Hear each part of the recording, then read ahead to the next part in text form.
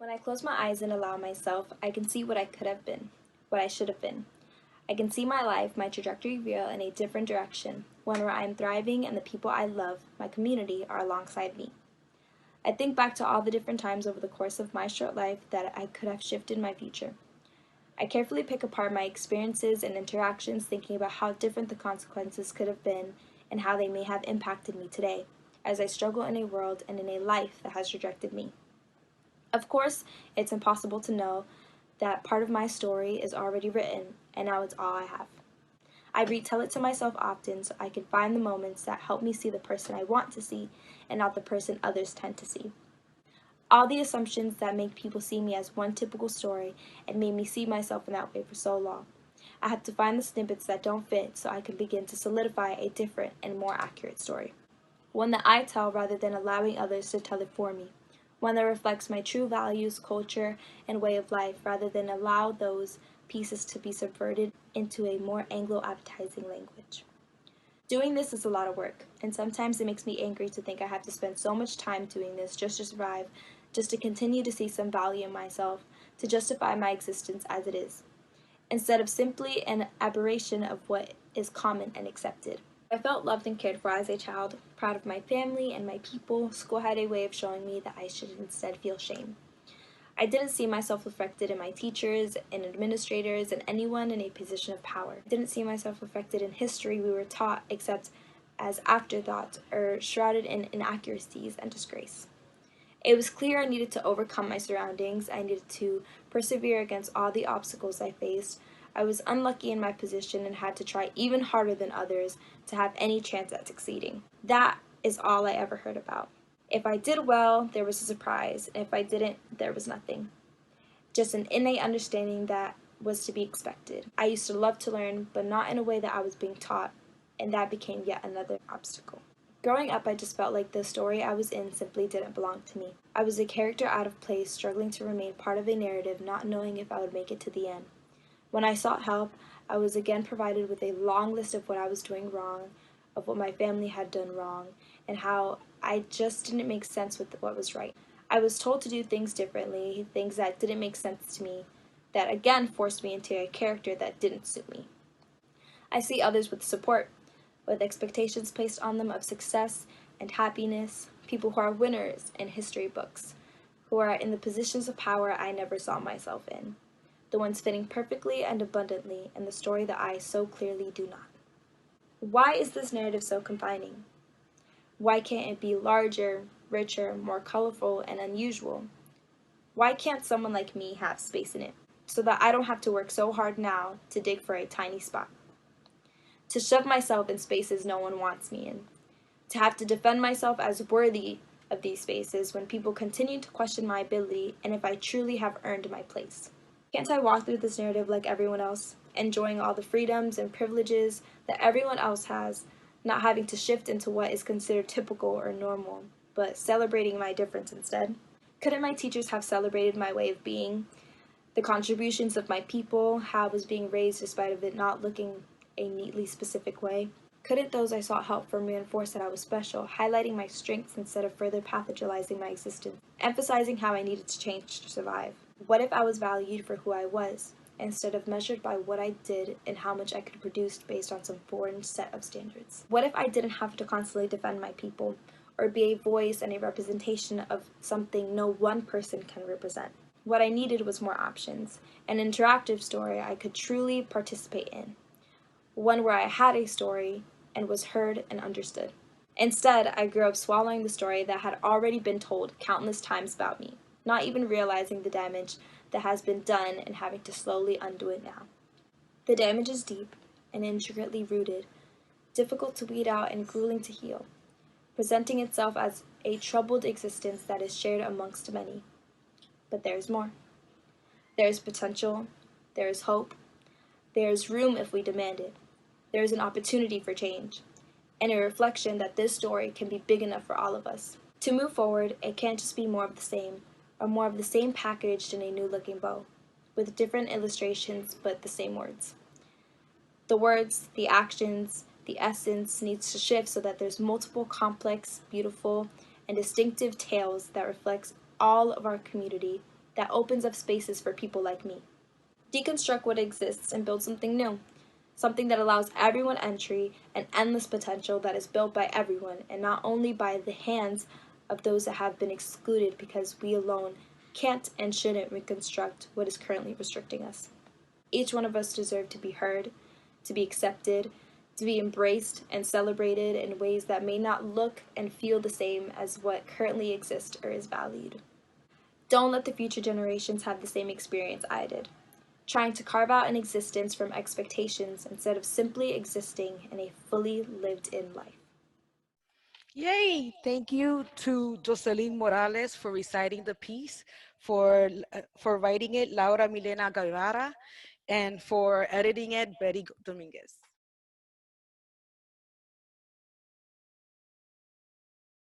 My name is Gonzalo Cadima. I'm the director of the Commission on Behavioral Health and Drug Prevention.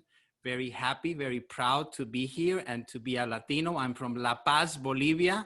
So if anybody follows soccer, we lost yesterday to Argentina in La Paz. So I'm a little bit down about that, but I just wanted to share and wanted to welcome you also to our first event.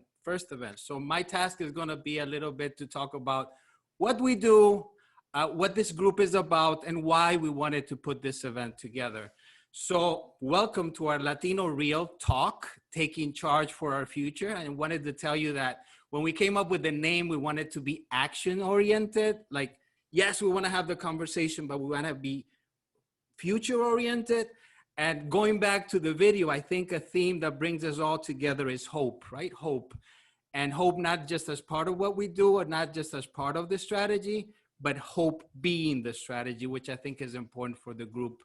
I wanted to tell you that it's a group of graduates from Dismantling Racism. It is a course that we took about 1.5 years ago, maybe 2 years. And we had basically two objectives, right, to put this together. One of them is to celebrate, right? To celebrate. We love to celebrate as Latinos, and we're talking about music. We started the day with music because that's something that brings us together, and the food and everything else. So we thought maybe we could do both. We can celebrate and maybe start some conversations about some topics that are related to us and related to who we are. And in this mix of, identities, cultures, we have people from Puerto Rico, República Dominicana, Bolivia, El Salvador, many countries. So how does that play into this new area, new phenomenon that we live in the United States, and as things are happening? We also thought that, beginning these conversations was important, but we wanted to have sequence as to what we do. And even though we do understand that things have changed from 1.5 years ago, a lot of things have remained the same. But at the same time, I think history and our spirit gives us opportunities, right? Out of crises, sometimes there is the opportunity to bring about new ideas, to bring about changes into what we can do. So even though we are aware of all of the toll and pressure and stress that this pandemic and all of the social, economic, political hardship we're going through puts additional stress, but we also see it as a crisis, as an opportunity to move and to make changes to it. So guided by hope and guided by actually our experience and with the vision to create a human understanding of who we are, what we do, and what we need to recognize as Hispanics. And I do think that we need to be aware of our rear view mirror as to we sometimes bring some elements. We don't arrive in this country just with our bags, luggage, or we may be born here, or maybe we arrive. We also bring about with us a lot of visions and a lot of ways of interpreting who we are and who we want to be. So I think it's also timely to look at that. And having that and sharing that that message, I have to thank, and I know I'm a little going over my time, I have to thank the team of people that are here today. I know it takes a lot of details and a lot of work, and we plan to continue it and hoping that you can engage and be more connected to the work that we do. I wanted to thank Betty Dominguez, Cynthia Reynoso, Maribel Feliciano, Laura Gansi, Leslie Rodriguez, Angela Ventura, and our wonderful speakers who I consider my friends. And thank you for your time and your dedication. And fundamentally to thank you, because we may know each other, we may work in different places, but we share a common bond and we share, I think, common values from wherever we are. And if there's something that guides our action is to work for our community, and that entails looking at ourselves and looking what our role is in this context and going forward.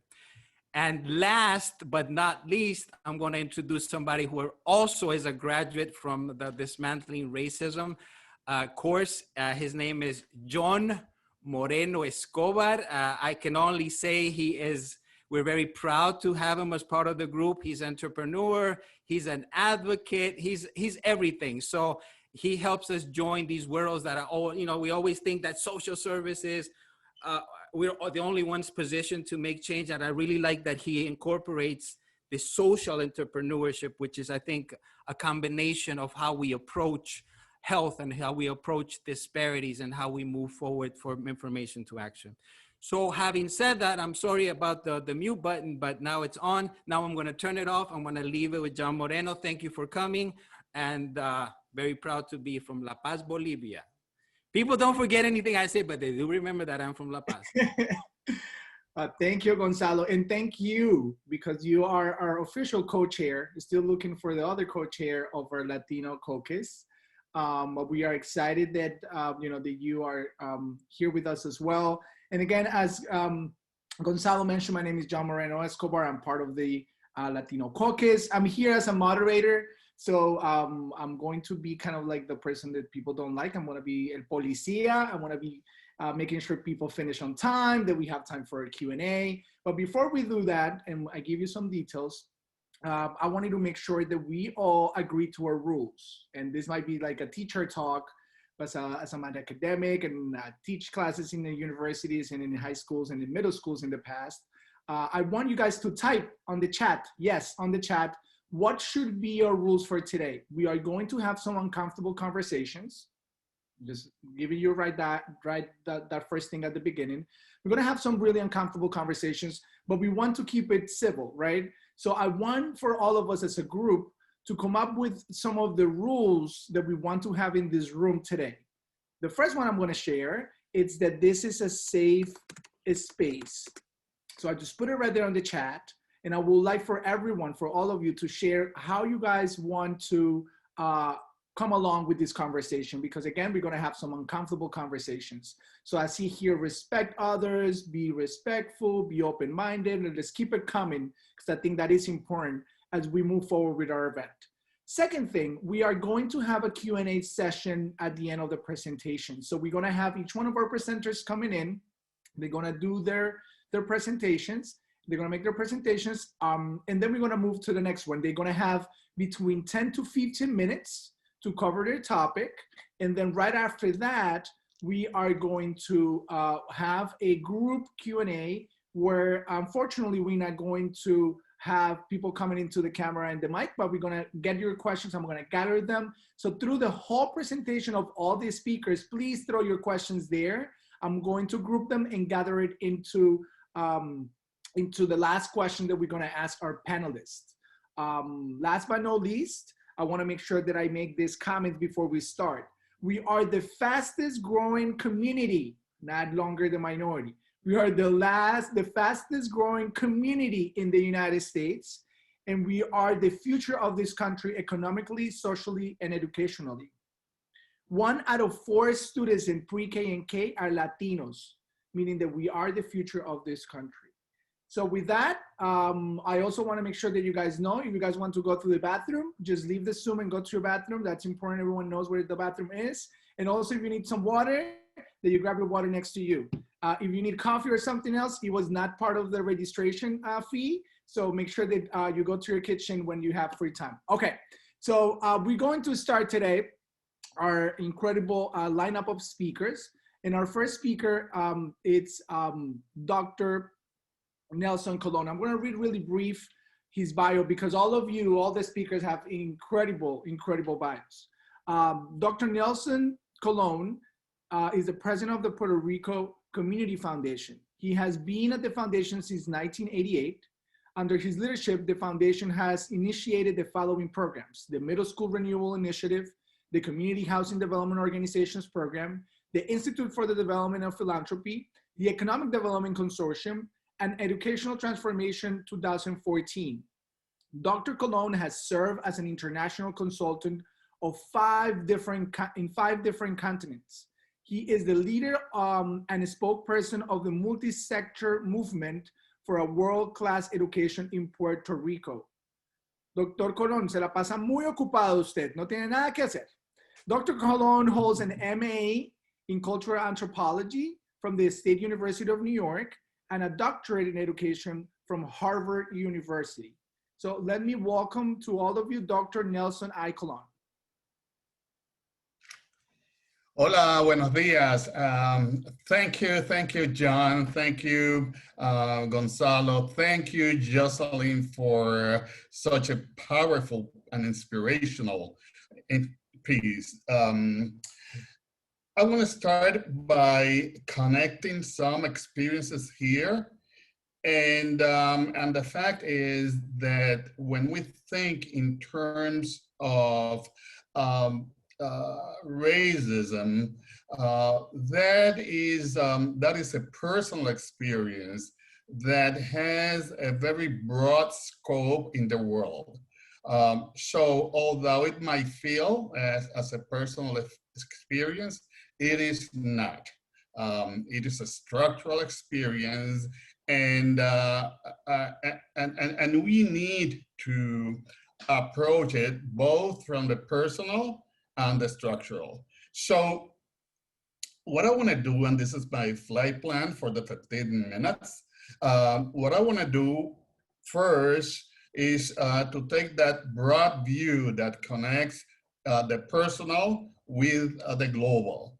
But I'm going to do that in this very short presentation by first doing a little bit of analysis, looking at the dimensions of racism, looking at the intensity of racism, looking at equity and equality.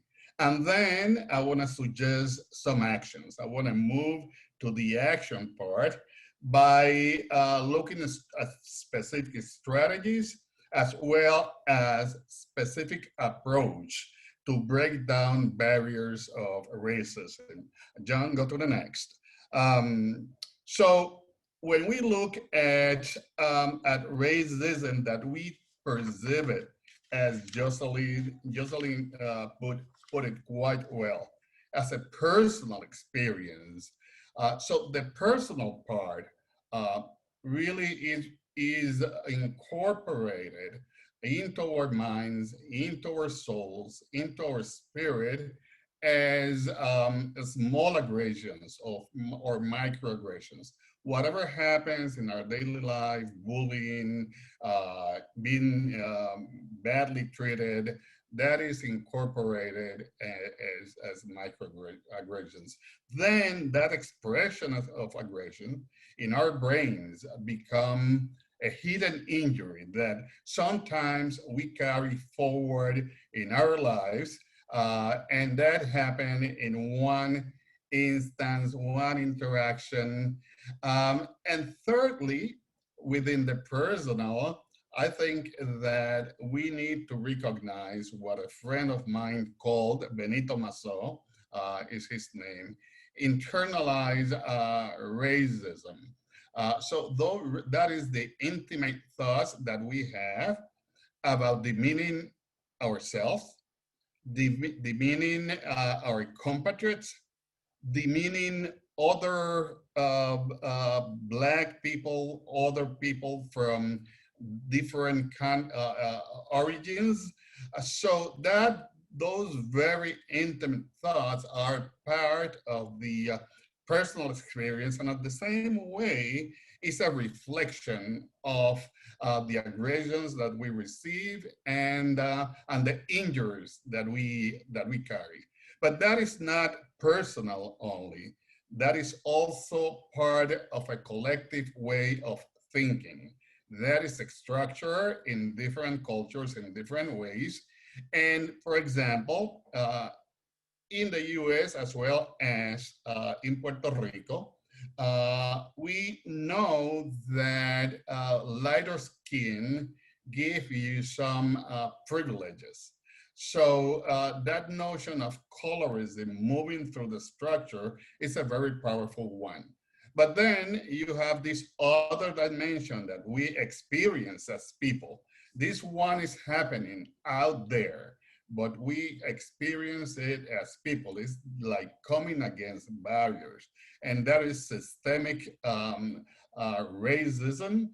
And that is basically when the systems like the judicial system, schools, the health systems is academic, is organized to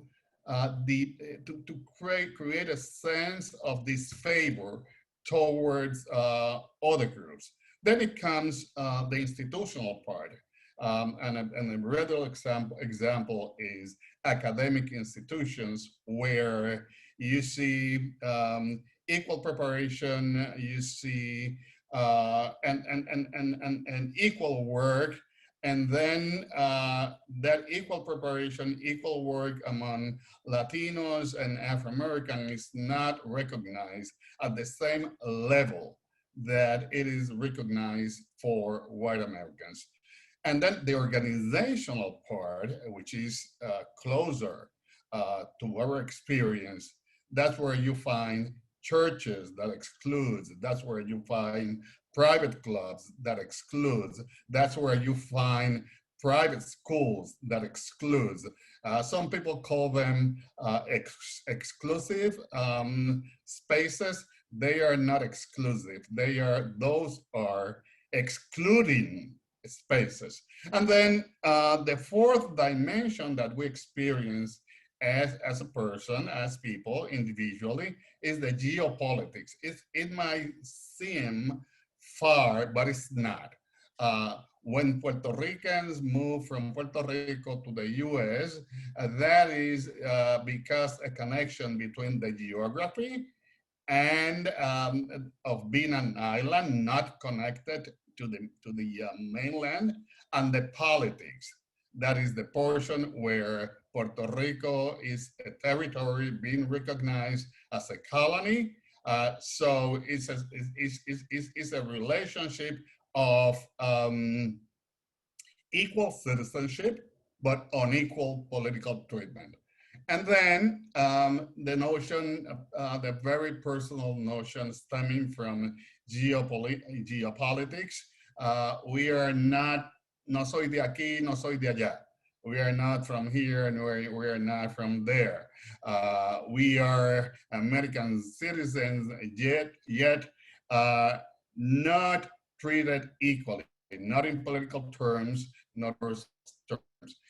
All that being put together, and you can go to the next, all that being put together makes of the experience of racism, John, go to the next one, makes of the experience of racism an experience that connects people way beyond the frontiers and the borders of the US. Will you please, John, go to the next one? So what you're gonna see, it's apparently got, yeah. So what you're, this is a sort of a representation of intensity of racism. I have been working on this because, see, it is such a personal experience. It's difficult to communicate it in structural terms. So, and in the pyramid, what you see is the way that intensity of racism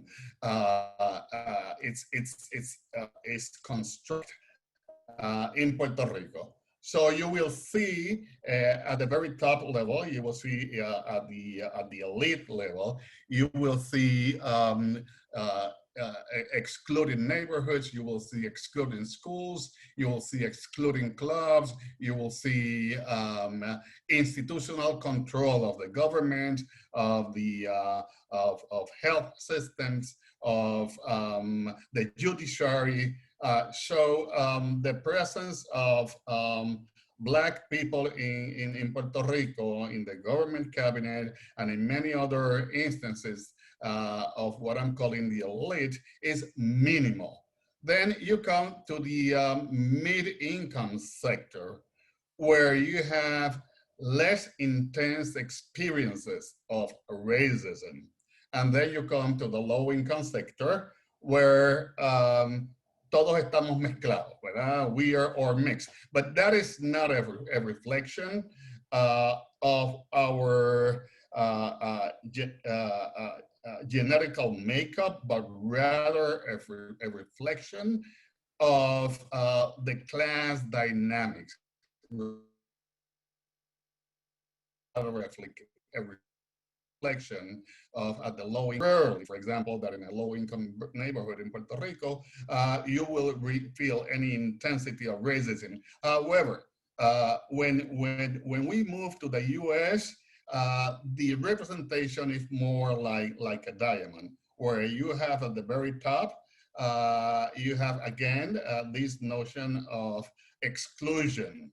Then in the mid-income sector, you will see a more diffuse pattern of racism. And then what is striking is at the low income sector, then you will see segregation, you will see more intensity, more aggression, more conflicts.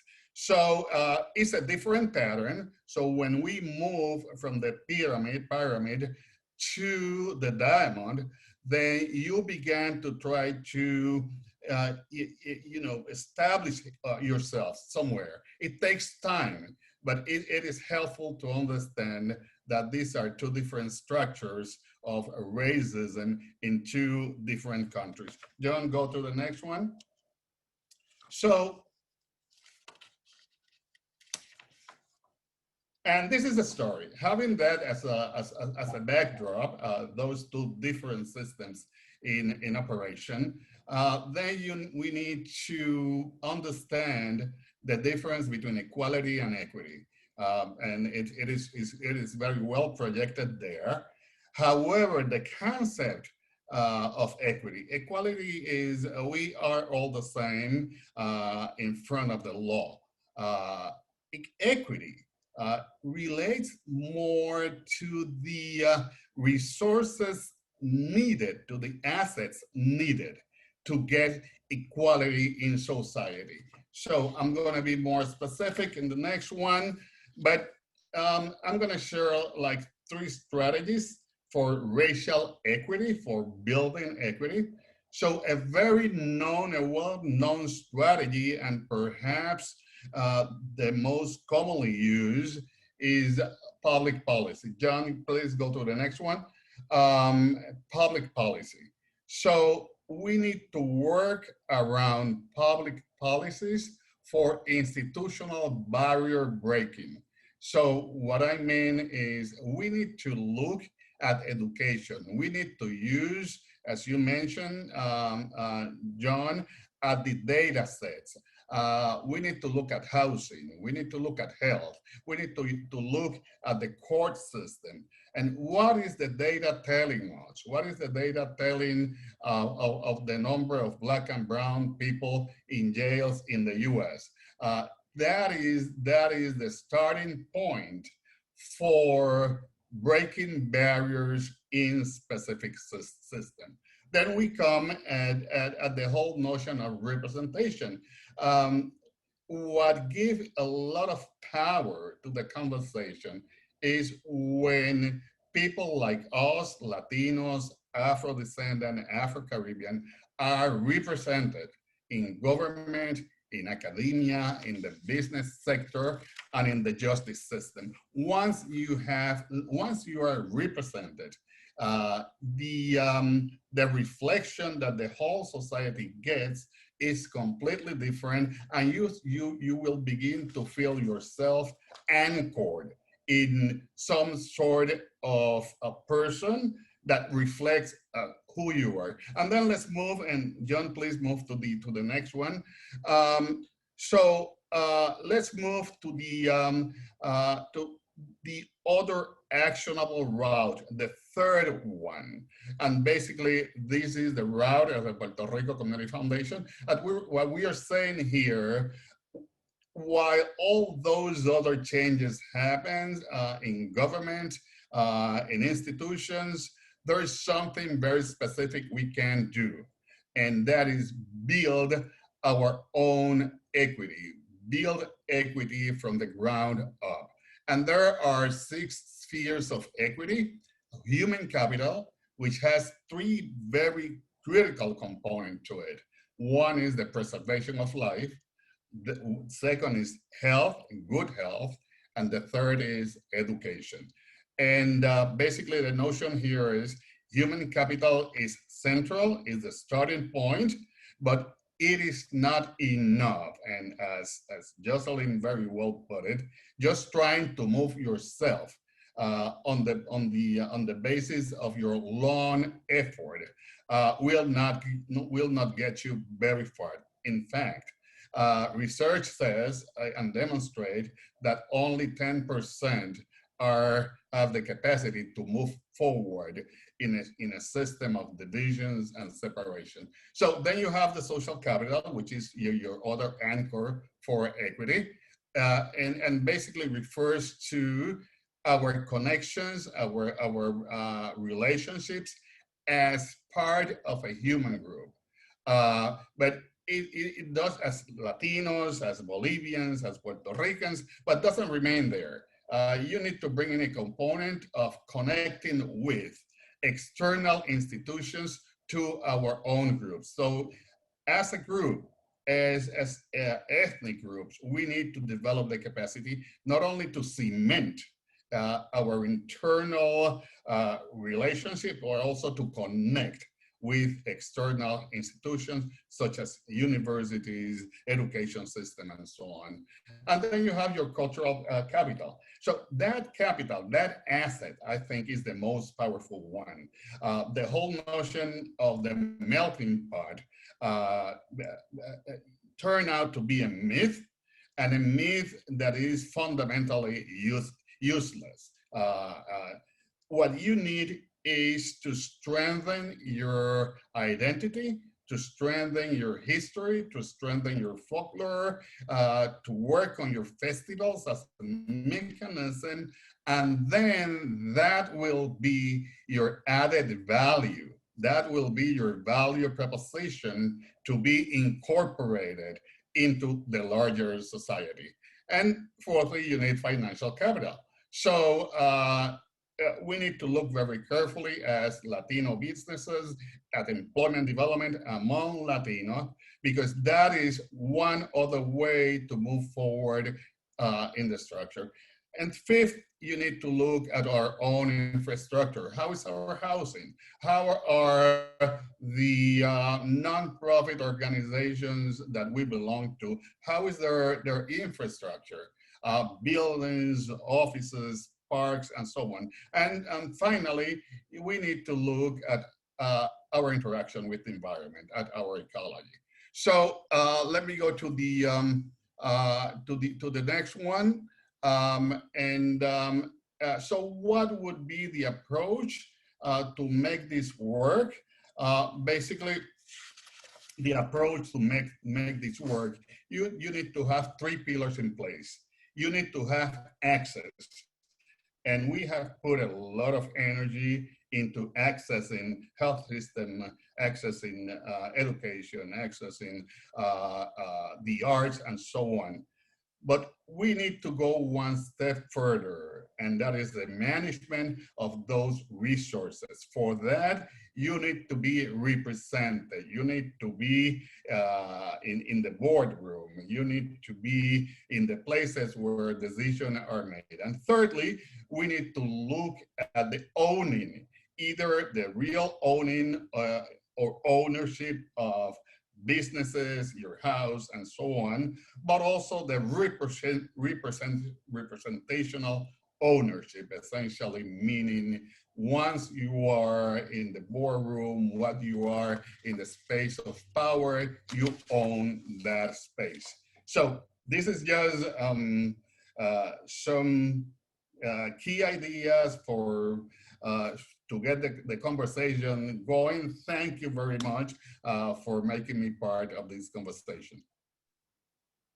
Of course, Dr. Colon, and thank you so much. I know we cannot all clap, so what I'm going to ask you to do, guess what? You're going to clap on the chat. So type A, la letra A as an apple on the chat if you're clapping for Dr. Colon. And thank you, Dr. Colon, for your presentation. This was really, really important for all of us. Look, you're getting a lot of applauses, digital applauses with the A's. It's incredible. Thank you. People are clapping super hard. The capital A's you're getting. All right, so what an honor, a real honor.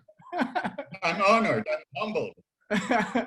those digital applauses are hard to get sometimes when the audience is not engaged, but you keep it to your time. I appreciate that. I know it's hard. There's a lot of information. We're going to have enough time for questions. So I keep, I want to make sure people know that we're going to have time for questions. Please make sure that you are typing them on the chat, and I will revisit those questions at the end of the presentations.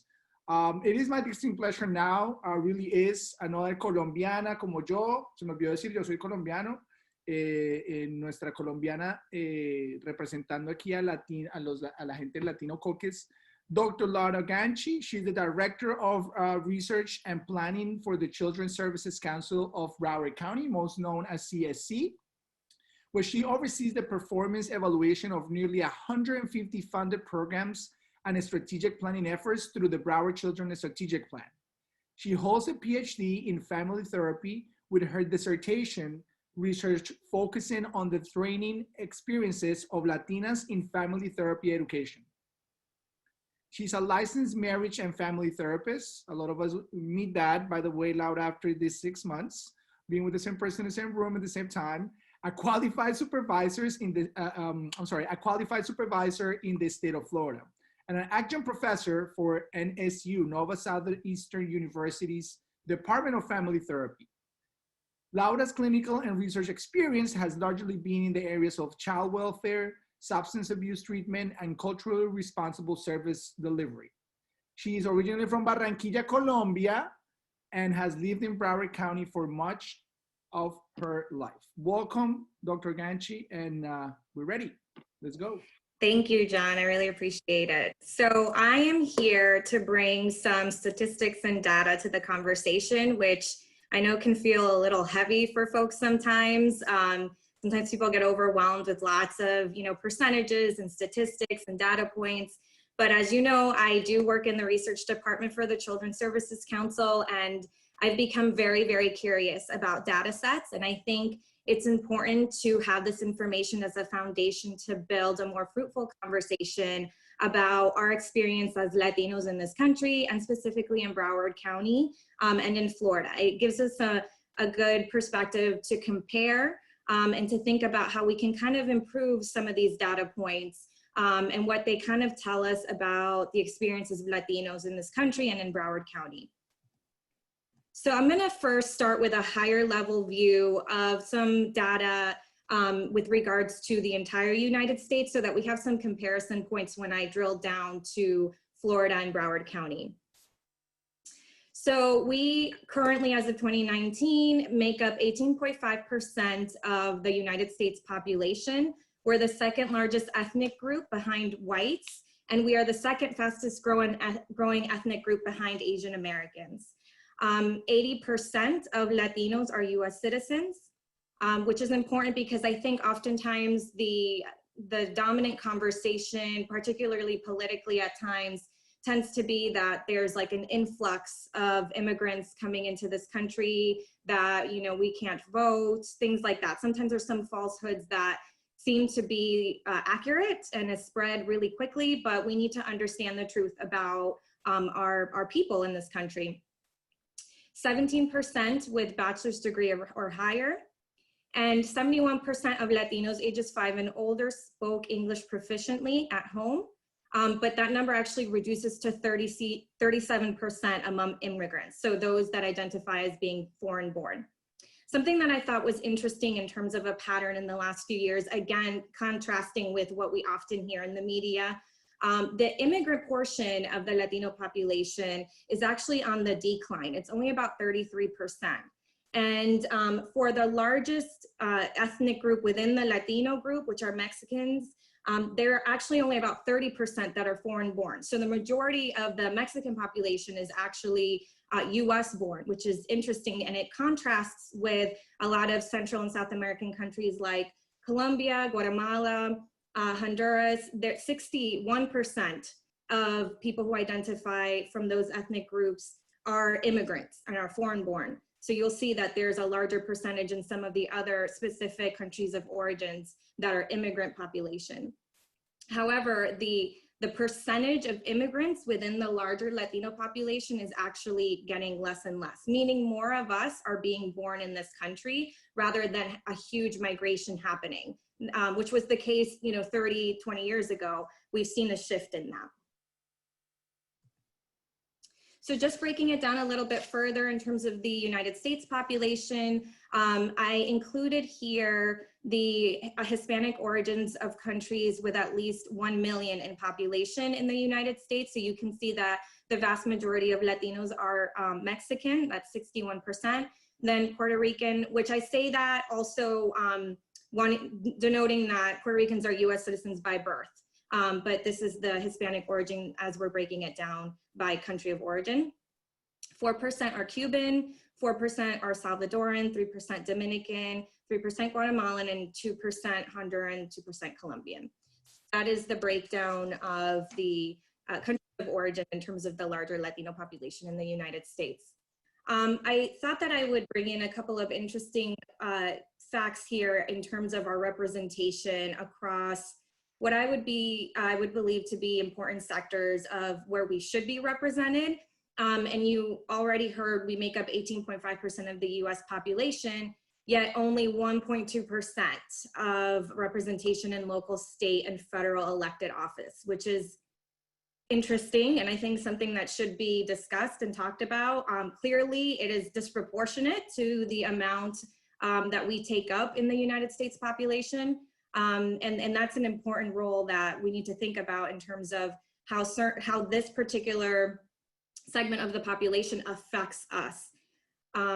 Moving forward in terms of education, 6% of full-time instructors in higher education identify as Latino.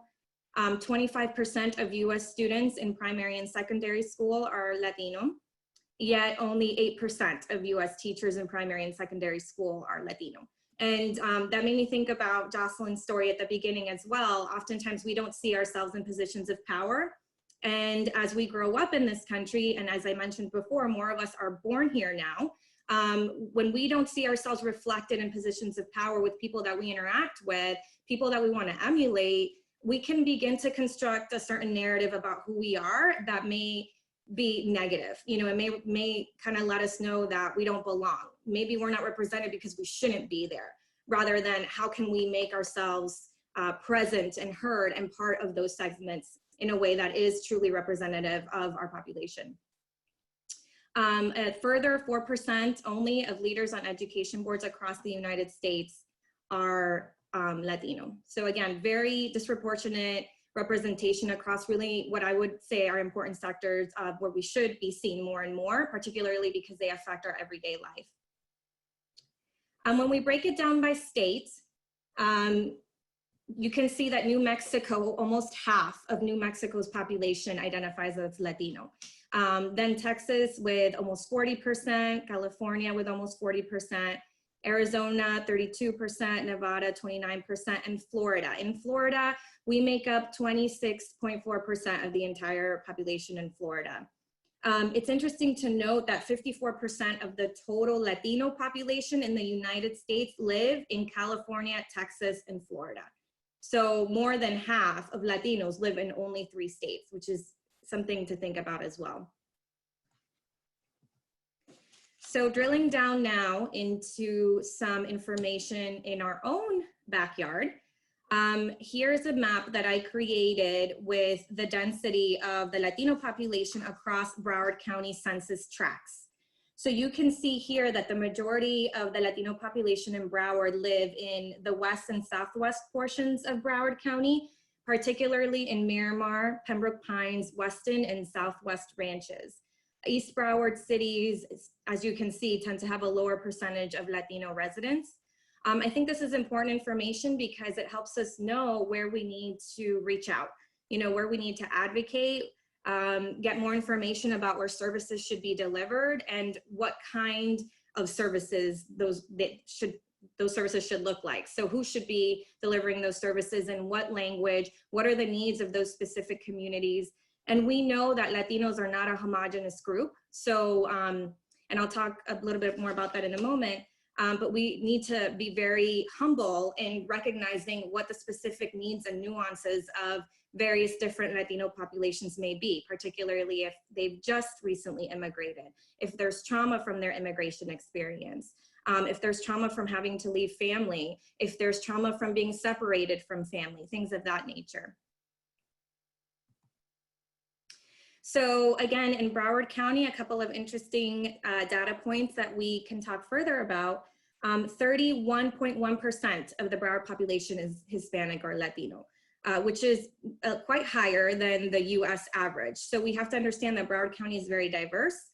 And we do have a good portion of our population being represented by Latinos.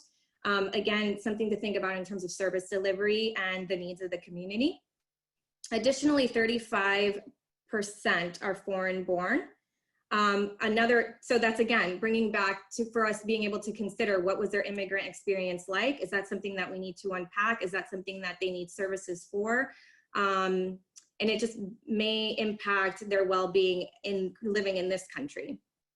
And then of those 35% that identified as foreign born in Broward County, 81% were born in Latin America. So we can assume that they obviously are Latinos. So there's a pretty good immigrant population again in this community. 28% speak Spanish at home, which is again a good portion of the Latino population here. And of that 28%, 39 speak English less than very well. Again, thinking about these services, whatever they may look like, we need to consider language. We need to be able to communicate appropriately, not just in terms of direct translation, but also understanding that we're taking in consideration the nuances of Spanish across different countries of origin. It's also interesting, I found that between 1990 and 2015, the Latino population grew 18.6% in Broward County. So in the early 90s, the Latino population in Broward was actually quite small, but it has grown vastly since the early 2000s, particularly by a mass immigration from Venezuela and Colombia in the early 2000s. So that probably also speaks to why there's more of immigrant population here in Broward rather than US born across Latinos. So in terms of the foreign born population, so in Broward it's 35%, but in all of the United States it's 13.7%.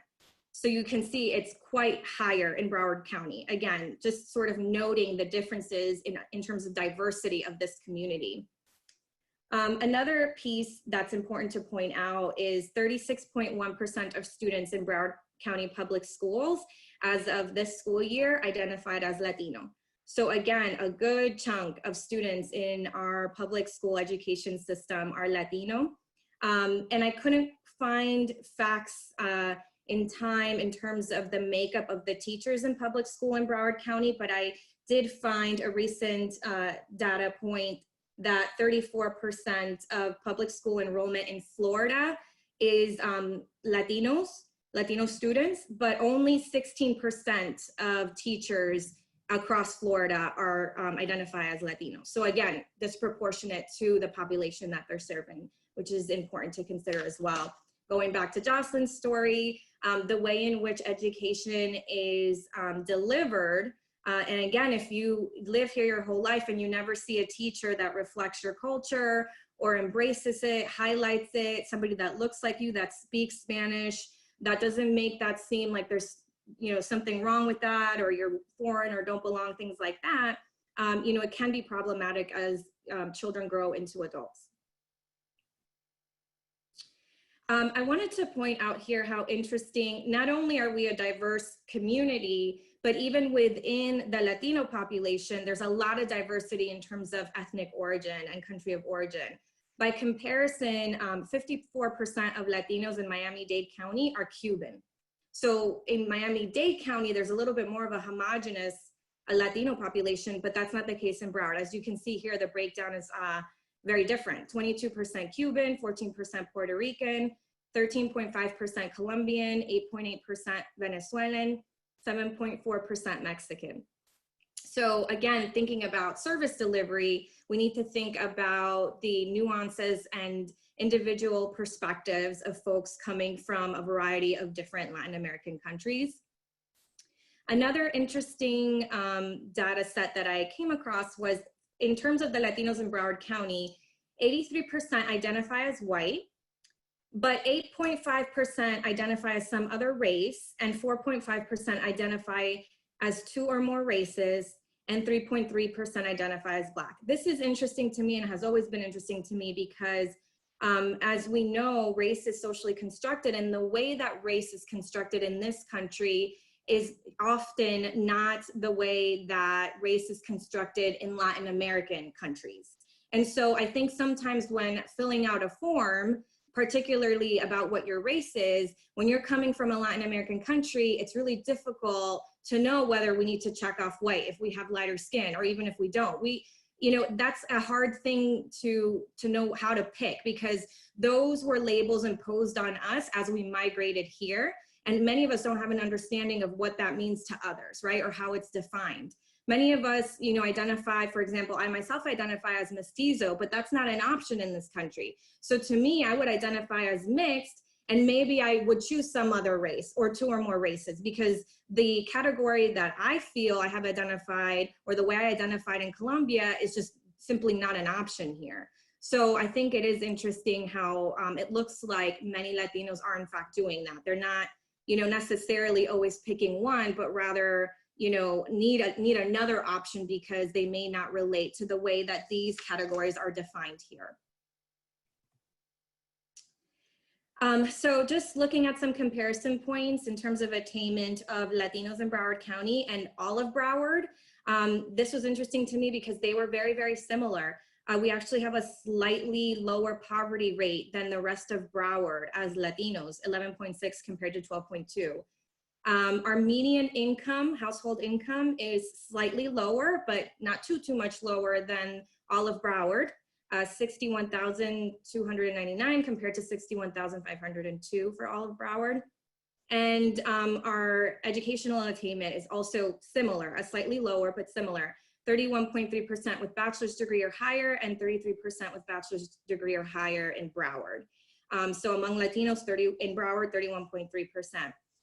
Many of which may be bachelor's degrees that were obtained in their countries of origin, because we do have such a high foreign-born population here in Broward County. So just wrapping things up in terms of like what can we do with this data? Like, what are some things that we need to be considering with regards to serving the Latino population and ensuring that our voices are heard in this community and beyond? I think something that's interesting to think about always is the idea of the Hispanic paradox, which has been written about quite frequently in academic literature, because it's interesting that even though in terms of social determinants of health, Latinos tend to have lower levels in all of those social determinants of health, they are usually more disadvantaged than non-Hispanic whites as they are in this country. However, they don't experience the same rate of disease and mortality risk associated with those socioeconomic disadvantages.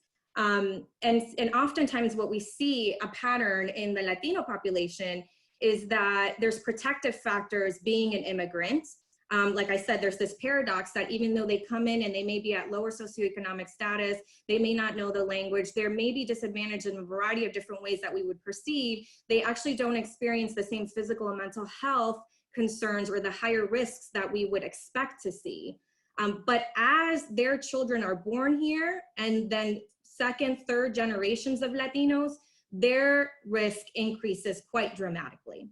So it's interesting that those protective factors that immigrants come in with, as Latinos become more acculturated or possibly assimilated to this culture, it's actually to our disadvantage, which I think I've always thought this was an interesting point that we need to further explore.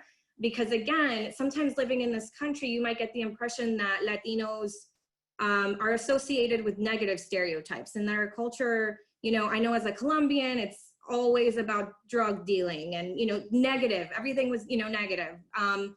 Yet, you know, I wasn't able to celebrate the really good protective parts of my culture that I think enhance my overall well-being. And I think that's something that's really key that we need to promote. We do need to celebrate our culture. We need to promote those protective factors that help mitigate risks that you know, we face as we become more acculturated to the US. So that's something interesting to think about, and I think it warrants further discussion.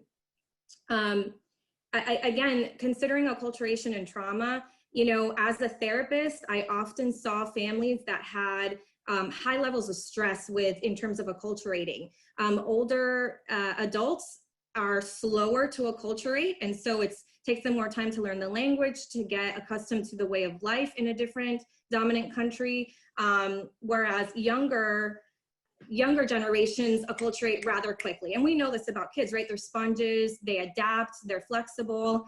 And so I often saw in families conflict with moms and dads, you know, getting worried, anxious, frustrated about their kids becoming too American, you know, and then kids pushing back saying, you know, why do you have to behave in A, B, and C kind of way when my friend over here gets to do whatever, you know? And so there's a lot of family conflict that comes into play when we talk about different levels of acculturation within a family. And again, you know, trauma, you know, we have to think about the trauma that families may have faced in their countries of origin and on, you know, through the voyage as they've come here. You know, oftentimes leaving family, being separated from family, coming to a whole new way of life, oftentimes starting over. You may have been a doctor, you know, in your country of origin, and here you have to start from the beginning, just learning the language. So again, I talked a little bit already about considering the diversity among the Latino population and making sure we're being humble in our understanding of people's perspective as we work with them and provide services. We want to know from their perspective how to help them. Also, there's often a lack of cohesion among the Latino population because as you've seen, it's not a homogenous group. And there's a lot of discord sometimes in terms of how folks self-identify. And what that brings in terms of power in this country. Again, we are underrepresented in lots of factors of our daily life, and that's something to consider. And discrimination is another thing. Many of us face discrimination based on skin color, based on language, on country of origin, accent, all sorts of things. And I know Dr. Colon already kind of talked about that a little bit. So I'm going to end here just with a question to possibly mull over later or in the future, but truly, how can Latinos increase our collective voice in Broward County, increase representation across sectors that impact us, and how can we support one another? So I will leave it there for everyone. Thank you, Laura, and thank you so much for your presentation. Definitely the data and the numbers, I'm not a big fan of them, but I know they are important for everything. Now, the way that we clapping for Laura, it's that we are going to type B as in boy, as in burro, right there. B, B, B, B, B, you're clapping for Laura. Come on, let's do it. Awesome work. Okay, so while you guys are clapping, and Dr. Ganchi, thank you so much for all the information. We are going to give you a couple of things to consider. The first one is we're going to do a small active pause, or como se llama en español, una pausa activa. So I'm going to ask you, all of you, if you're sitting down or if you are laying down in your bed and watching this, or if you're in your kitchen, that you get up, like I'm doing it right now. I'm going to get up Then I'm gonna raise my hands. I'm gonna stretch to the sides. Come on, I don't see you guys doing it. I'm the only one doing it. Come on. This is called the pausa activa.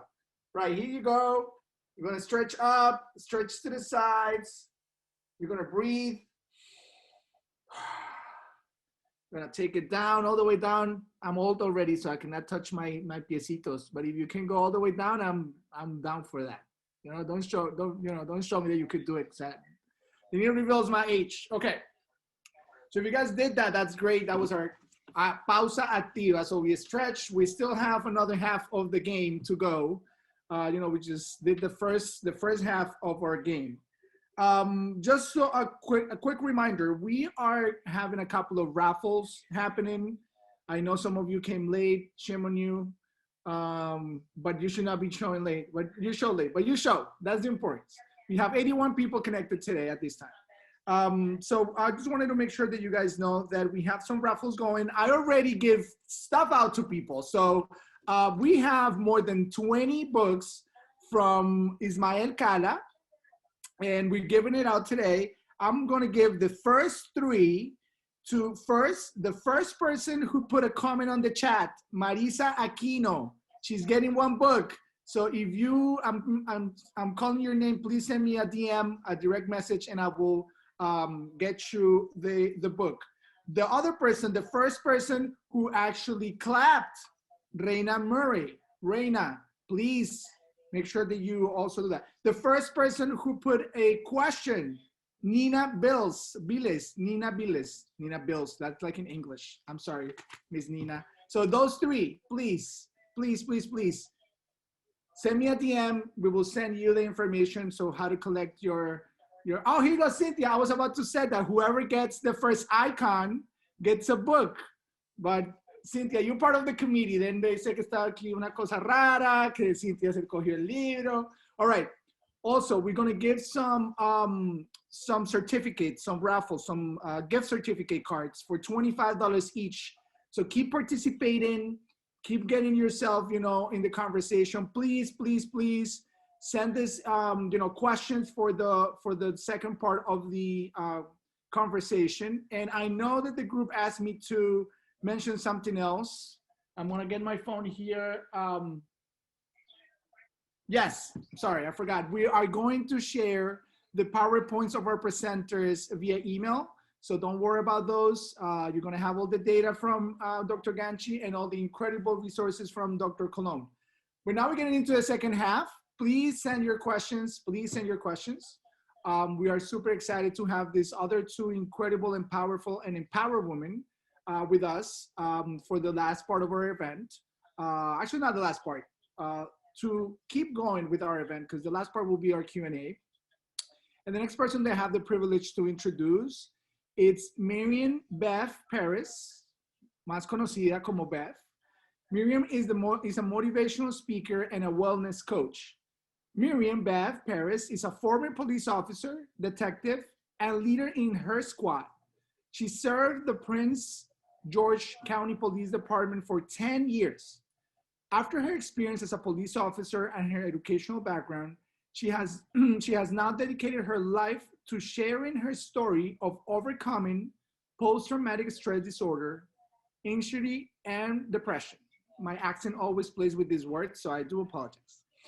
Miriam is a motivational speaker and wellness coach. Her goal is to educate, inspire, and break down the stigma of mental health among first responders, something incredibly important. Miriam is a certified lifeguard through the Red Cross, a member of the Diversity in Aquatics, and a U.S. Master Swim, Adult Learn to Swim instructor. Miriam has used these certifications combined with her training with the Center for Mind-Body Medicine to become a practitioner of the Blue Mindfulness Method, where water and mindfulness are combined to encourage post-traumatic growth. So I give you Beth.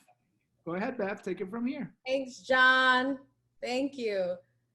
All right. I do not have anything to share because I simply want to be with all of you beautiful people and see all your beautiful names and faces. I know that John already did a stretch, so we're not going to do a stretch, but I do want to take a mindful breath together I know that some of you are busy and just listening, and that's okay. You don't have to close your eyes. You don't have to stop what you're doing. But I do want us to take a mindful breath together because this is important. This is the work that I do to build community, okay? So if you're comfortable, go ahead and relax. Lean back in your chair, wherever you are. Relax your shoulders. Relax your eyebrows. Relax your jaw. And if you're comfortable, go ahead and close your eyes. And I simply want you to take a deep breath in through your nose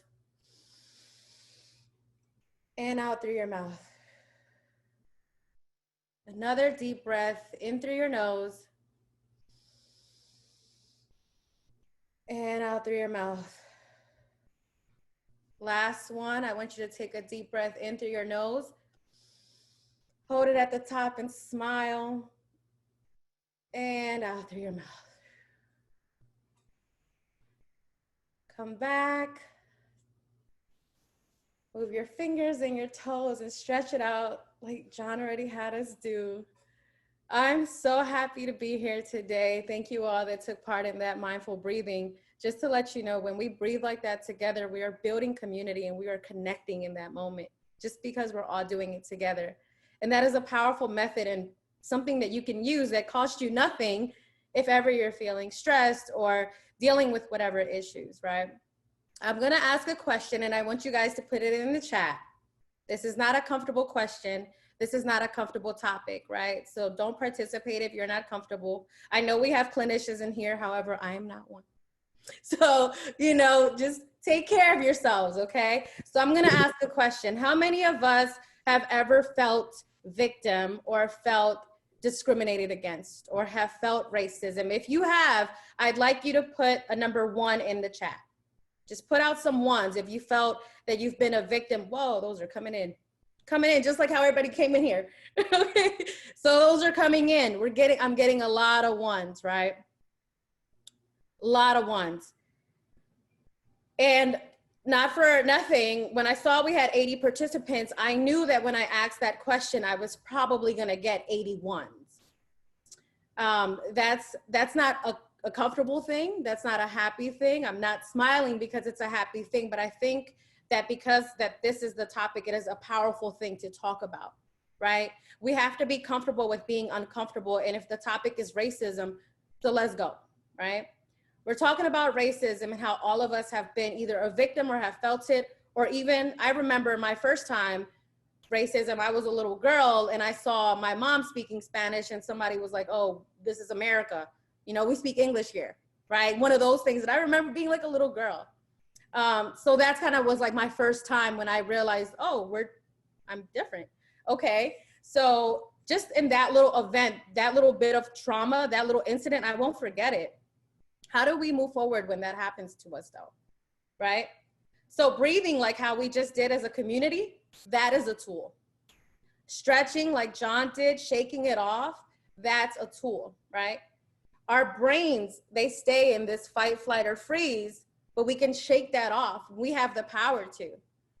So I am trauma informed as well. And I will share with you just a very tiny bit of what my incident was when I was a police officer. Again, if you're not comfortable, I'm not gonna get offended if you choose to leave, right?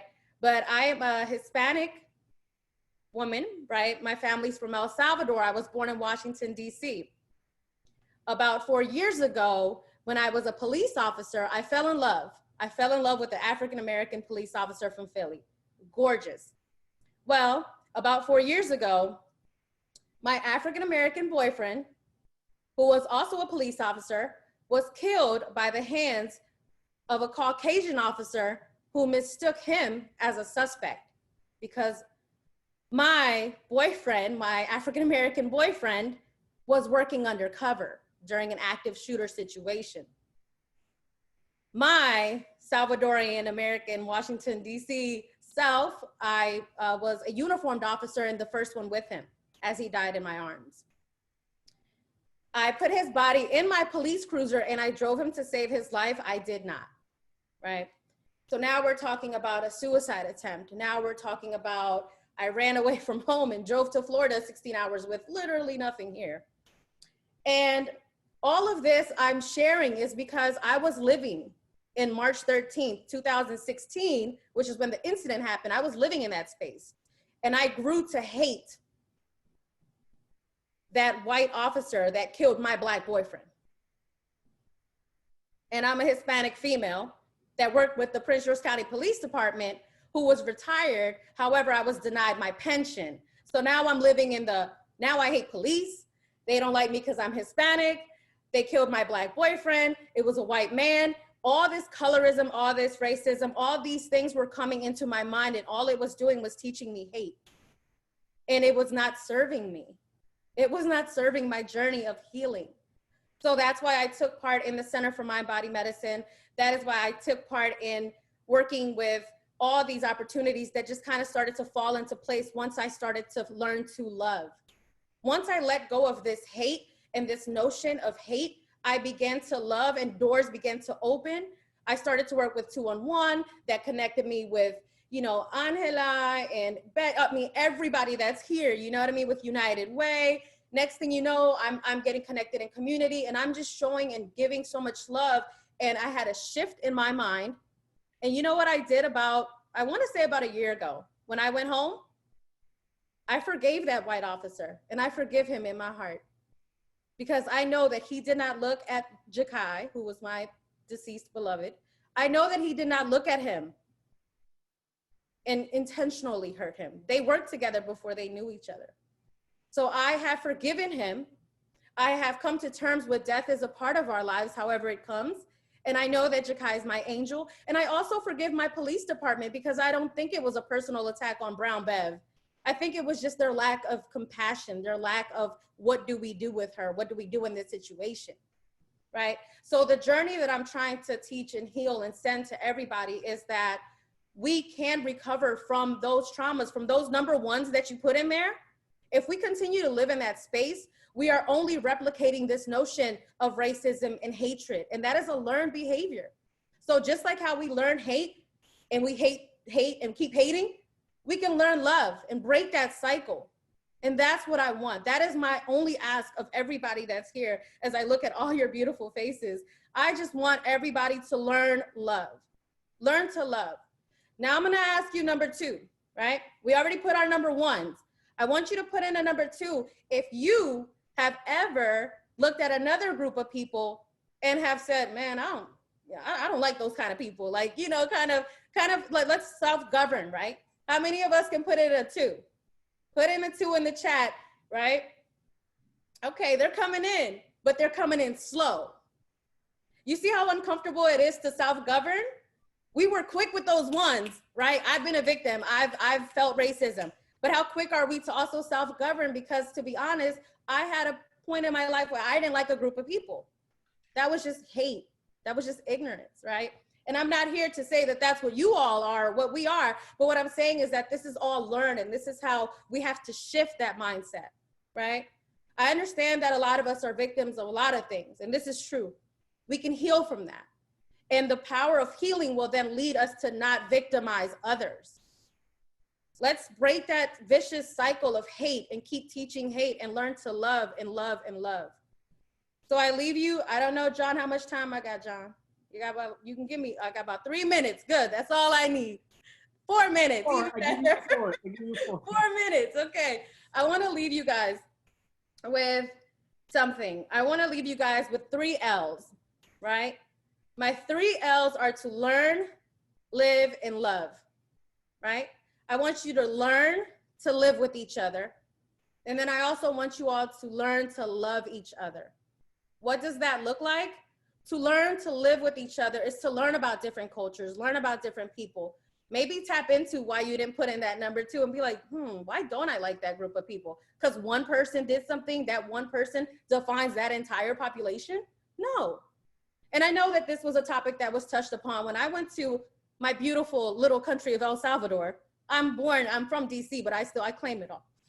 I claim the universe. When I went to my beautiful country of El Salvador, I remember saying to my mom, like, what's going on? And she was like, oh, mija, you know, you're like more morenita, like you're a little darker than the other Salvadorians. First off, there's a hierarchy over here. Like, wait a minute, you know? So that right there put a sour taste in my mouth. And then I was looking at like the lighter Salvadorians, like, and my sister's a lighter Salvadorian. I realized at that moment, the hate that they were giving me, I was giving back. So we're just gonna keep hating? No, it's okay. It was just that one incident with that one person. It's not everybody is that one incident. Not everybody is that number one that you all put in. Not every incident is that number one that you put in. Also, I will tell you guys that I have newly launched, and I am now a business owner, a small business owner, for Shield Us. Shield Us is my business with, I gave John the link. And what it is essentially self-help in every law enforcement department. And I will be doing couples retreats, mindfulness groups.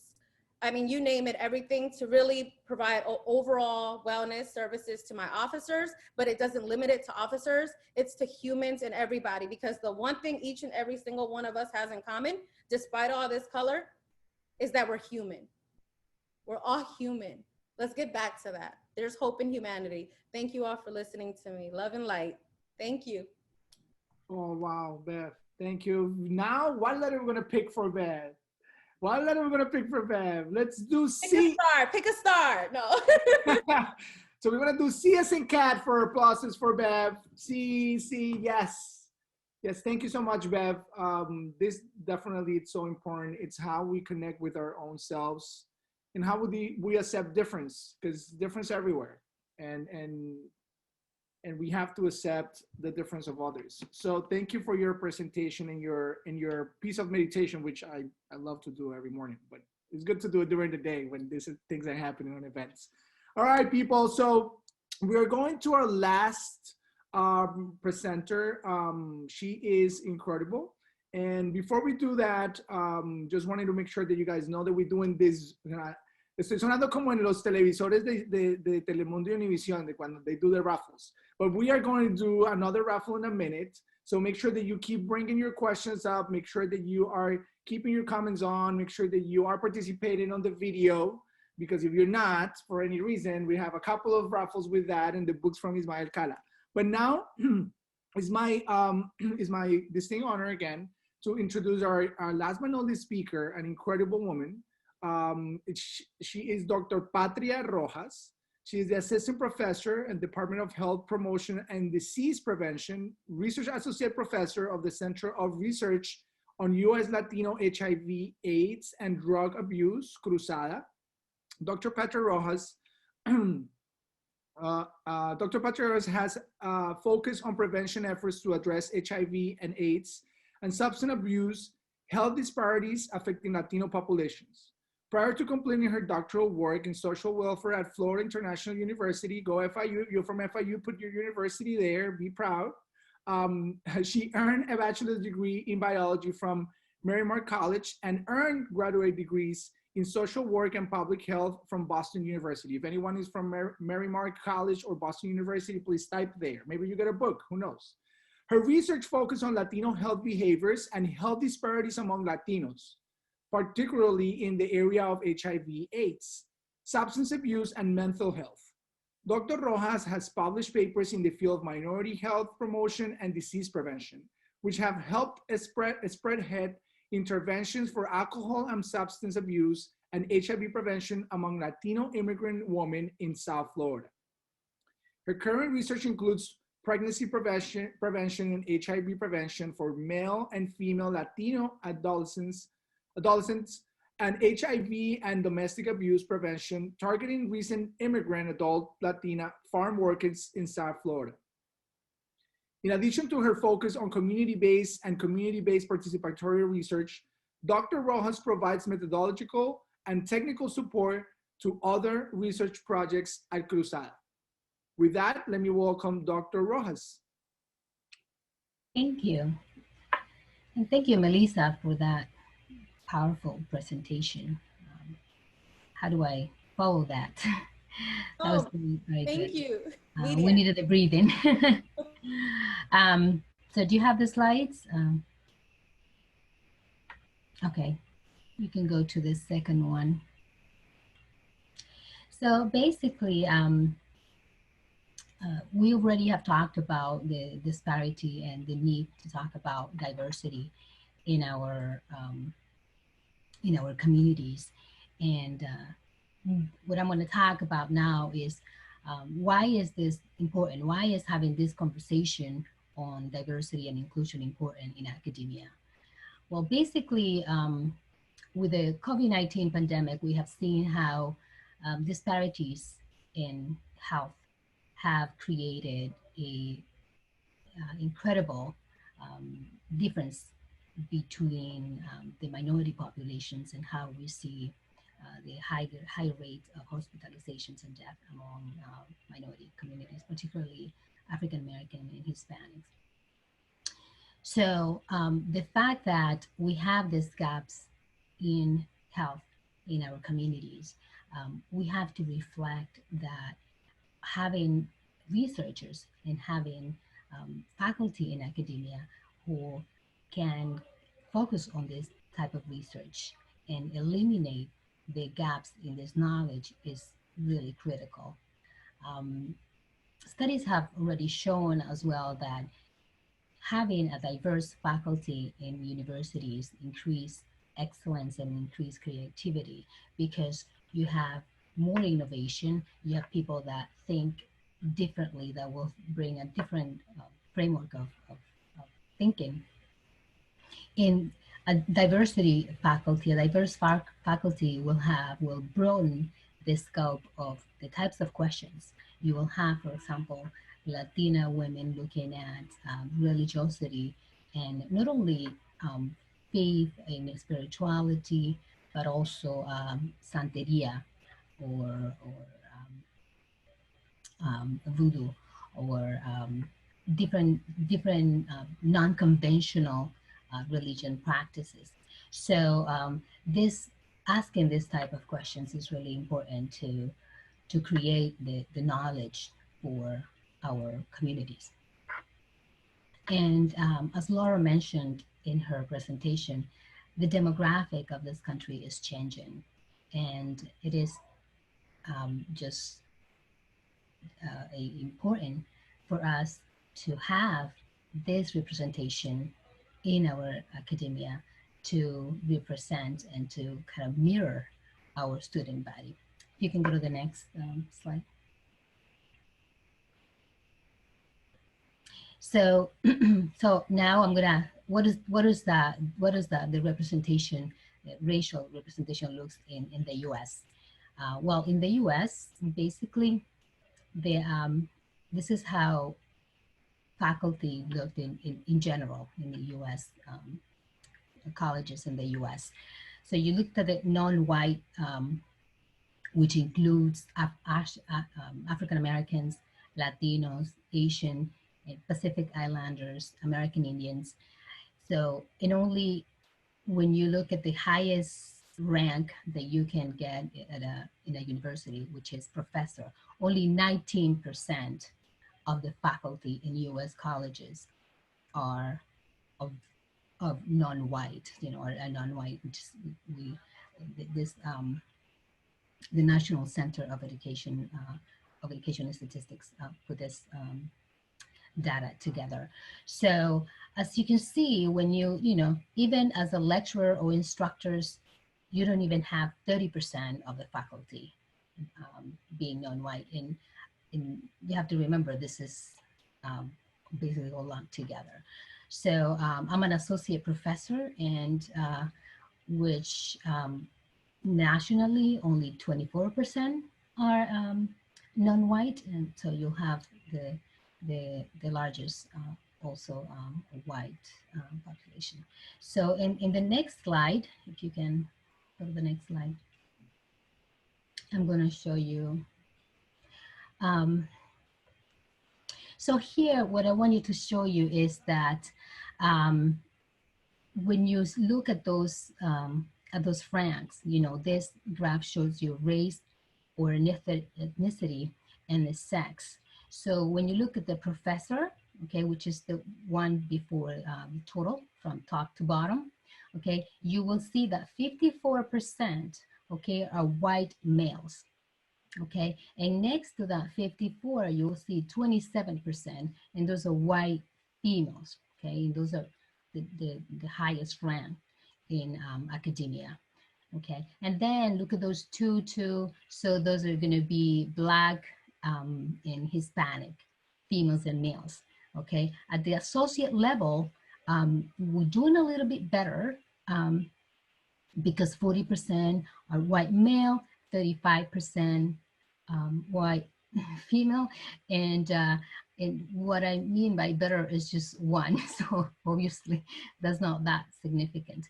If you're probably looking at this 7 here, and those are Asian and Pacific Islanders, so they're very well represented in most universities. So the point that I wanted to illustrate here, similar to what Laura showed in general, is that our students are not necessarily having the role models or the mentors um, that they like to see.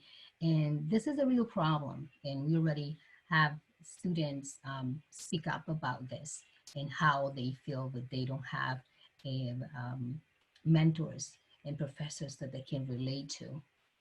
And actually, that it happened to me as well throughout my academic tenure. It was difficult to find Latina mentors, and I actually had to work with people from sometimes other countries and other universities. Um, so if you can go to the next slide, please. I think I only have 2 more slides, so I'll have time. So now we have those disparities. So the question is, I know most of us have this idea of that universities are, safe heavens, and that, you know, there's no really racism and discrimination. But I can tell you that there is quite a little bit of lack of access, or what I call differential access to opportunities, meaning that most of the committees, let's say the tenure track committees, in having tenure in academia, when you have tenure, basically you have a job, and you get tenure at the associate professor level, which is the one before professorship, which is the highest rank. And you usually take people 6 years to get to that rank. In order to get to that rank, you will be evaluated, and the committee will evaluate you on funding, which, to do research, on publications, number of publications in scientific magazines, journals, and teaching. Now, in order to publish, you need to have data. And in order to collect data, you need to have funding. So it's like what came first, the chicken or the egg, is a vicious cycle. And the fact is that it's very competitive to obtain funding. So there is this kind of bottleneck for minorities to attain tenure, because they need to have all this platform that it's quite difficult to get into. Another differential in access is also to resources and information as well. Again, since most of the faculty, mostly white male or white female, you may have lack of opportunities within the colleges as well. And we talked about this before, the presumed assumption about your abilities. You're presumed incompetent because of your accent, because you're female. you know, um, you, you know, even you may not look like a scientist because you're not necessarily have the stereotype. So those unconscious bias, you still see it a lot in academia. Um, there's a well-known fact of lower salary for Latinos and for women, and also African American, as we know. There've been studies done on um, people looking at resume, and the study was done using the same resume. They only changed the name. Um, the female, same resume. One they put a female name, and one a male, and no matter the gender of the participants, they gave the female less a lower salary. So and as you, there's also, Dr. Colon talked about the self-evaluation as well and the hopelessness that faculty feel in academia. And what happens with this is that a lot of um, faculty, there's a low retention. So they basically, being a scientist is very lonely, and so you're in a lonely place and you don't have the support and you don't have the mentoring. So it's very difficult to stay, but particularly because it's also a very competitive um, um, environment. So next slide. Um, Now, a lot of universities, including FIU, are taking many steps towards increasing diversity, and and they have different plans of actions to increase equity and inclusion. And one, for example, has been an Office of Equity and Diversity and at FIU. The other, there's different also networks, scientific networks in which, in the picture, it's Mark Padilla. He's from Ecuador, and he has done a lot of work in the Dominican Republic, where I'm from.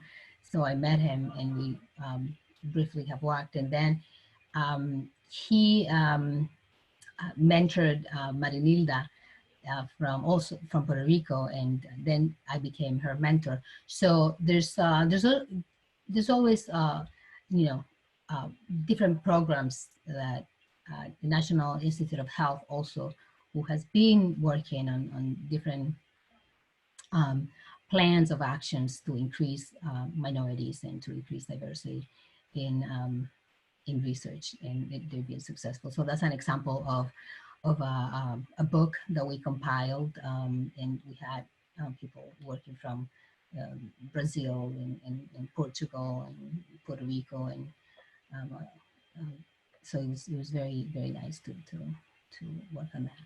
So, and that's all. My information is there. Thank you so much for inviting me to this um, great conversation today.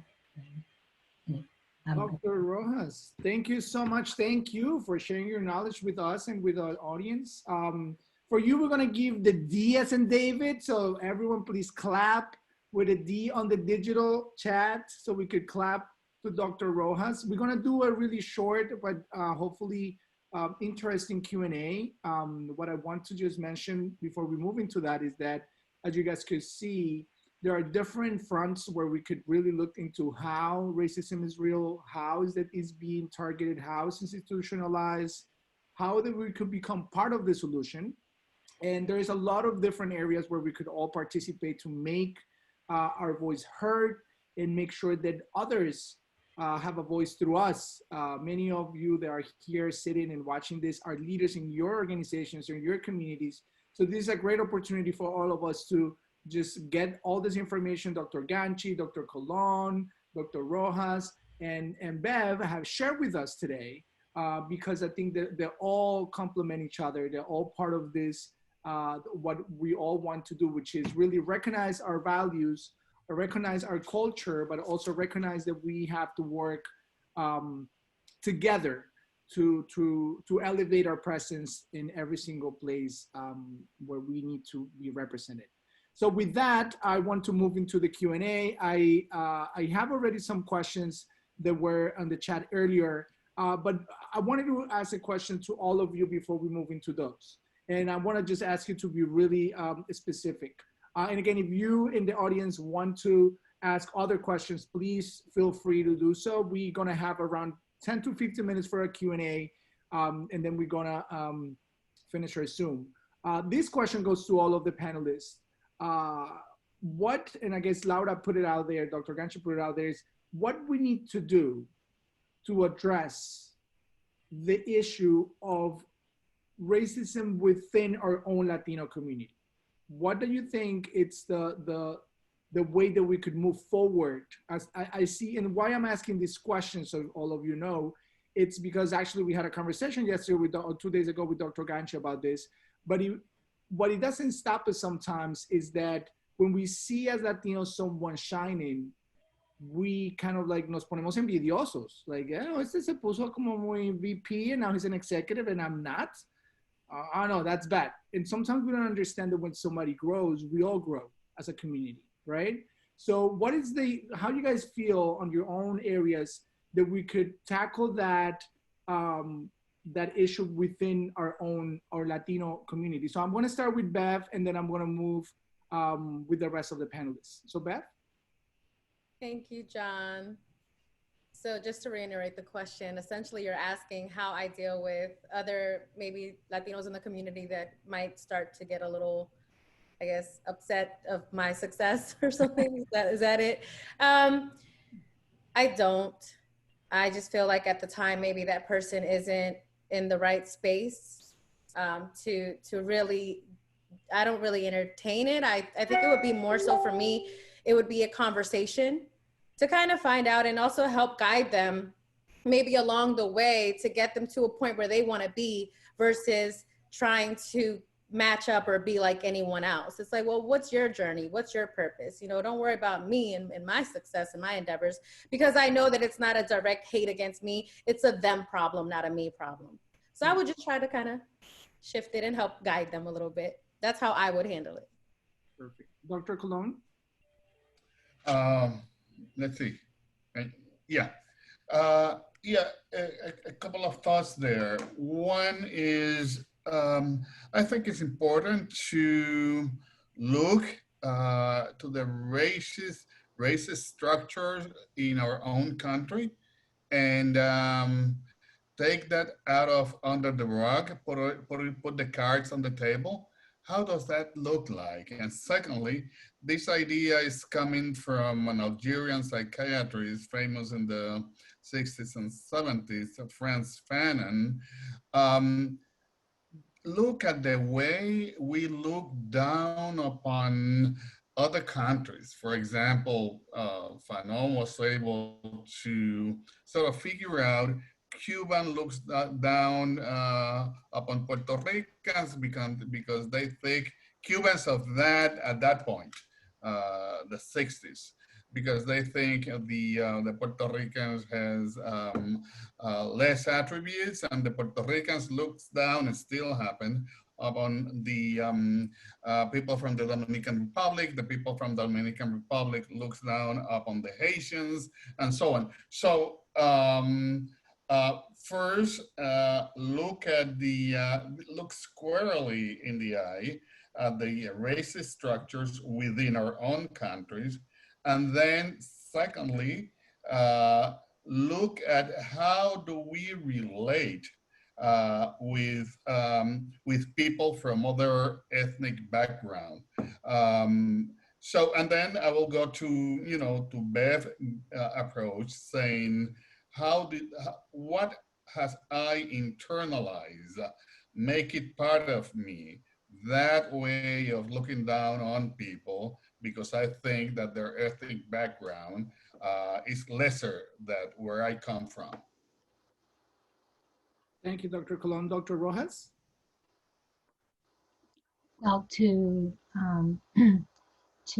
follow with what Dr. Colon said, I think, it's if you don't talk about something, if you don't look at the issue, you're not gonna go over, get over it. So I I think when, like for example, I give you an example. I highly encourage my students to travel. I have a student, and he's from Saudi Arabia, and he was invited to Colombia. And the first thing he told me is like, oh no, that's too dangerous. People are too dangerous there. And then he asked his dad, and his dad is like, no, there's no way. And I said, listen, you're gonna go to Colombia and you're gonna love it. The And he dangerous did. Tell the me that most he did. dangerous thing is that you're gonna fall in love with it. I promise you. And he said, really? And he was going to a place very close to Venezuela, so which these days. But you know what? I knew it. I knew it because I've been in Colombia. My son was born in Colombia. I know the country really well. I know people from there. So I think that, you know, you have to really push the envelope and show people that those stereotypes are just stereotypes. That's not the truth. So when you know one person from Uganda, it's just one person, or what you listen in the news is just someone's perspective. That's not the country. So to make a story short, he went to Colombia. He absolutely loved it. Loved it. Now he wants to come back. Not hard, to be honest, Dr. Rojas, not hard. Coming from a Colombian, of course. Dr. Ganchi, how do you feel about this racism within our own cultures? Yeah, I very much agree with the rest of the panel. I mean, I've experienced it even within Colombia, right? I mean, like, it's interesting. I think we need to find ways to highlight our shared experience, because when we search for it, it's there. I've done interviews across the country with multiple women, Latinas, that came from all sorts of different countries of origin, ethnic backgrounds, racial backgrounds. When I got the opportunity to interview them, I was shocked at how similar their experiences were across the country. What they had in common was they were Latinas and they were in higher education, but that's it. And yet there was a lot of common ground when I was able to hear their stories, and they allowed me to listen, truly listen, right? Not listen with the intent of, trying to counteract or trying to respond in some way, but really just truly hear their perspective and lived experience. And I think we need to find a way to highlight that, because there is a lot of implicit bias within the Latino population. I mean, yes, celebrate our differences, but also unite, because that's the only way that we're going to, build us up as an ethnic group, right? And like I said, I mean, when I first started doing therapy, I worked with families from every single Latin American country. I was the only Spanish-speaking therapist at the time, a long time ago, 13 years ago, in a home-based family therapy program. And so I had to learn those, nuances of their culture if I was going to help them. But it's funny, because when I work with Colombians, that's when I often got some, negative feedback, because I'm from the coast, I'm from Barranquilla, and people from Bogota were like, really, I don't think I want to work with you. And that's like within the same country, right? And I'm like, no, but we're in the US now. Like, we have to join together, we have to find that shared experiences, because we do, we are looked upon in a certain way. Like, there is a narrative that's being sold about who Latinos are in this country, and we need to expose that and counteract it. So. Damn. One last thing before we move to our incredible next wrap-up. This one is very quick, and that is, I think it's important to look at the intersection between racism and gender. The way women experience racism is not the same way we men experience racism. So that intersection is critical to understand the whole dynamics. Bueno, como les dije al principio, yo solamente soy un objeto creado y construido por una mujer colombiana que vino a este mundo, a que yo estuviera hoy, en este momento, aquí sentado a guiarlos en este evento, pero los jefes de verdad, they telling me to wrap up. and give the transition to our incredible, I have to tell you this, I never shared this before, Maribel, but I met Maribel maybe less than a year ago or a year ago, and I went to her office and I told her about another organization that we are working also together for empowering Latino entrepreneurs here in South Florida. And I was so impressed with the professionalism and the way that she carries as a leader in our community here in Broward County. We have to surround her and protect her because she's a gem of our Latino community here in Broward, and in a specific area where we need a lot of representation, which is in our small moms and pops shops and small businesses. So we are excited to give the mic to Maribel Feliciano, which is an ambassador for all of us in the Broward government, and she's going to drive it home for us. Thank you, everyone, and welcome, Maribel. Thank you, John, for that introduction. What an outstanding program. Don't you think this was amazing? I want you to type on the chat if you liked the program today. Type yes. Sí, or type sí. Me gustó. Qué programa tan excelente. It has been an outstanding program. Thank you to John for facilitating this program to our panelists. And we have more information for you.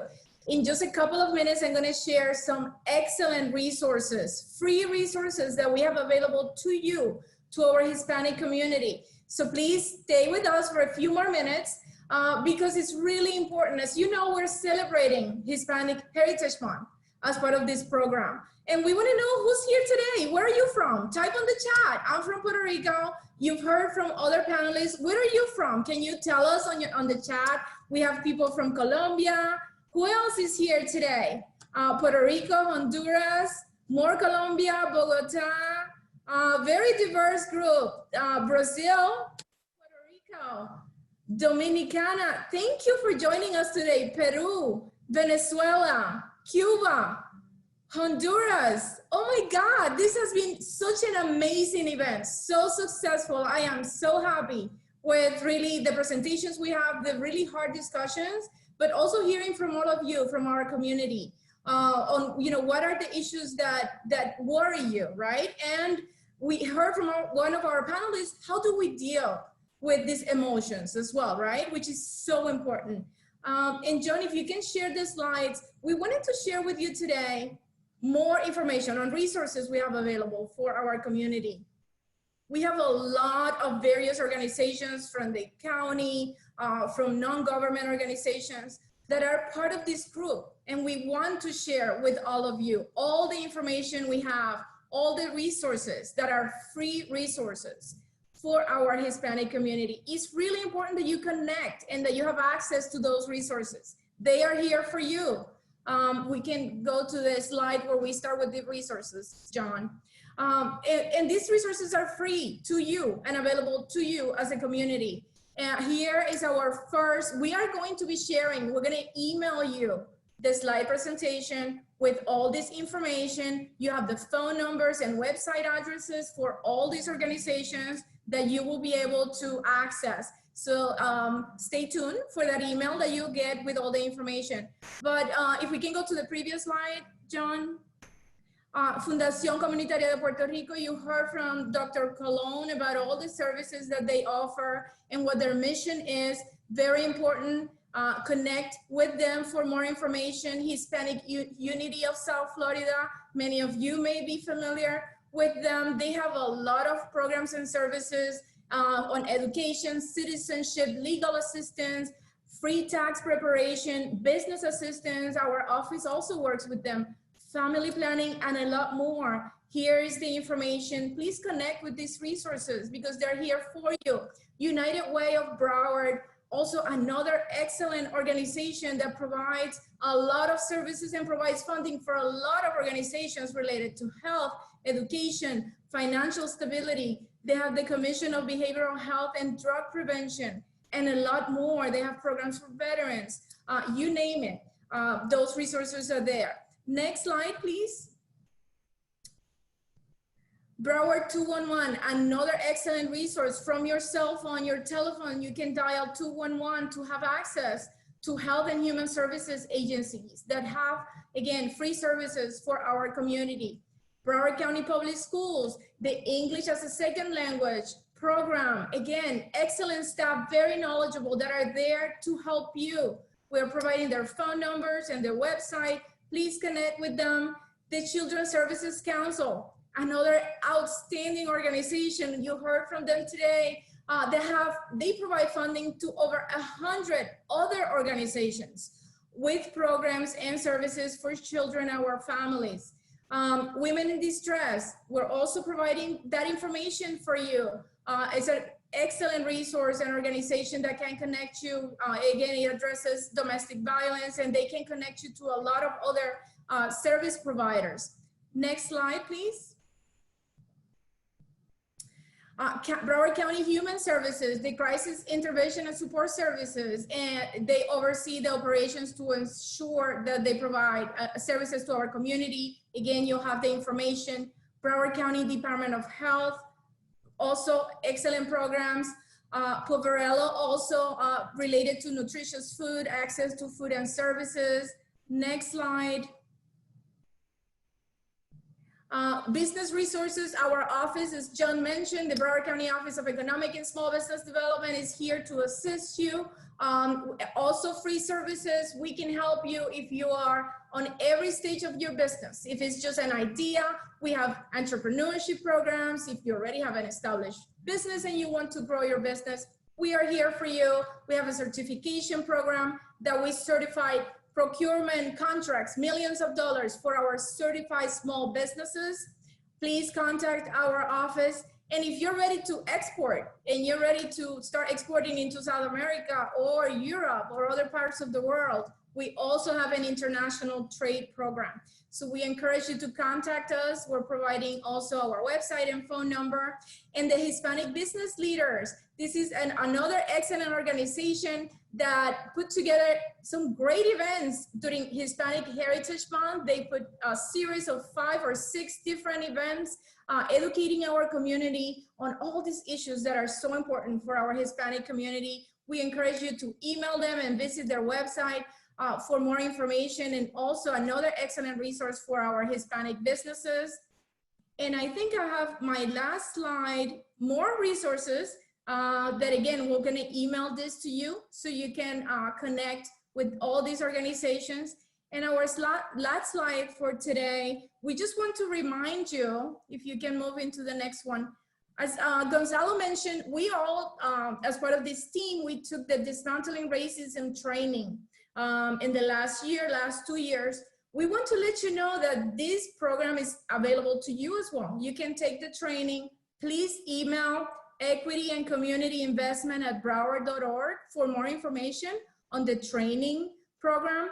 It's an excellent training program that talks about the history of racism in our country. And of course, as community members, as community leaders, it's so important that we take action, right? Not only learning, but also using that knowledge, because knowledge is power, and it's really important that we continue to get engaged. And for that, we want to let you know you're gonna get a survey from us in the next few days. Please complete the survey. We want to hear from you. We want to know what you thought about the program. We want to know what are the challenges you're facing here in Broward as part of our community. We want to hear from you because we want to continue these conversations. And with that, I want to again thank you for joining us today. We have over 80 people that join us. We are really happy with the outcome of today's program, and we encourage you to please complete the survey and stay connected with us. It has been a pleasure to have you today, and I hope to see you very soon.